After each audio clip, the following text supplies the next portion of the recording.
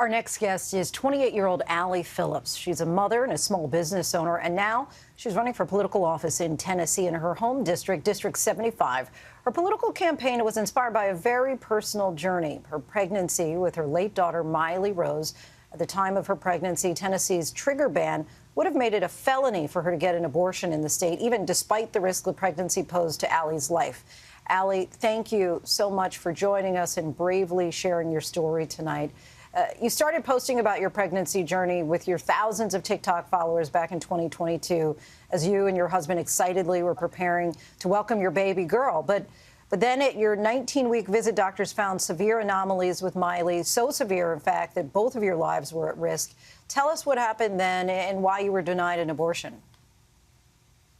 Yeah, so like you said, my husband and I were very excited to find out that we were expecting, and we were told at my routine anatomy scan that there were multiple fetal anomalies that were discovered and that we needed to go see a high-risk specialist to get further testing. And at that high-risk doctor, we found out that pretty much every major organ in Miley's body did not form as expected and was not working properly, and that the longer I stayed pregnant, the higher risk my health would become, and that she was not compatible with life outside of the womb. And if I chose to stay pregnant, we were essentially playing the waiting game of when is she going to pass and how. Either she's going to pass in utero or she's going to pass outside of the womb. And when asked what our options were, the doctor looked at us and said, you can choose to terminate, but due to Tennessee's ban on abortion, you cannot do that here. You would have to look out of state.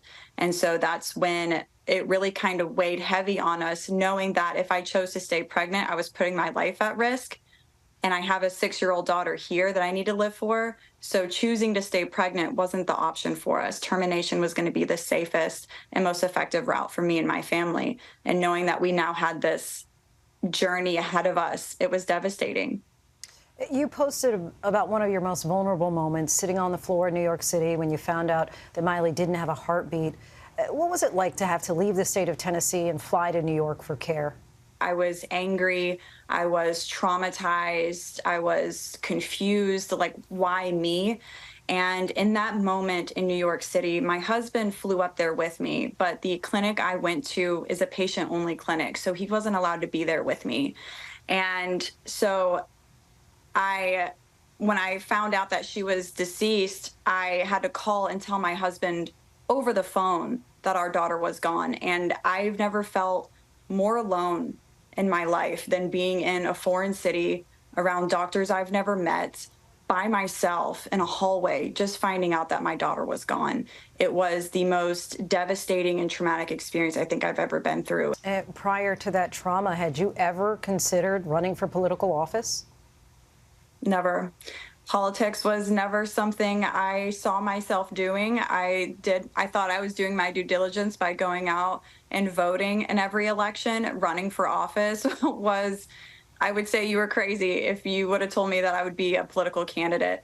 It just, for me, felt like the right thing to do. As a mother, it's my job to make sure that my daughter is safe and taken care of. And advocating and voting isn't enough in these deep red states. I have to be in one of those seats. And even though if I can flip my seat blue, we are still going to be a supermajority GOP. But that's just a little bit closer to getting us to have a voice at the table. Before running for office, you tried to contact your local representative, Republican Jeff Burkhart. He met with you for a couple of hours. My understanding is that things didn't go according to plan. What happened after your meeting? So after my meeting, funny enough, I sent him a text message thanking him for his time and allowing me to share my story with him. And in my text message, I jokingly said, who knows, maybe one day I'll run against you. LOL, just kidding. I reached out to him a couple more times since our meeting in June last year. And he said he would help me get my bill to the legislator, and that hasn't happened.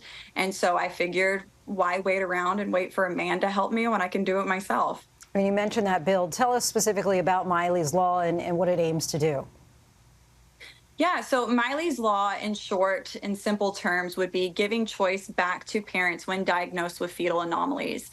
It doesn't have to be fatal fetal anomalies, just fetal anomalies in general. It should be up to the parents what happens next, how they decide moving forward, whether that be termination or continuing their pregnancy.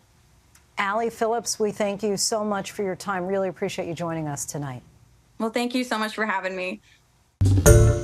Hi, everyone. George Stephanopoulos here. Thanks for checking out the ABC News YouTube channel. If you'd like to get more videos, show highlights, and watch live event coverage, click on the right over here to subscribe to our channel. And don't forget to download the ABC News app for breaking news alerts. Thanks for watching.